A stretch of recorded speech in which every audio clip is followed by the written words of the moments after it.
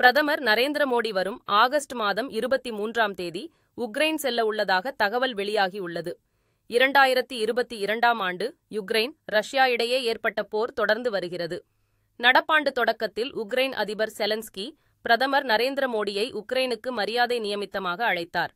சமீபத்தில் இத்தாலியில் நடைபெற்ற G7 மாநாட்டில் பிரதமர் நரேந்திர மோடி யுக்ரைன் அதிபர் செலன்ஸ்கியை சந்தித்து பேசியிருந்தார். இதன் பிறகு சமீபத்தில் ரஷ்ய பயணம் மேற்கொண்டிருந்த பிரதமர் நரேந்திர மோடியை உக்ரைன் அதிபர் மறைமுகமாக விமர்சித்தார். இந்நிலையில் வரும் ஆகஸ்ட் 23ஆம் தேதி பிரதமர் நரேந்திர மோடி உக்ரைன் தலைநகர் கீவ் செல்ல உள்ளதாக தகவல்கள் வெளியாகியுள்ளது. இருப்பினும் இதுகுறித்த அதிகாரப்பூர்வ தகவல்கள் விரைவில் வெளியாகும் எனவும் எதிர்பார்க்கப்படுகிறது.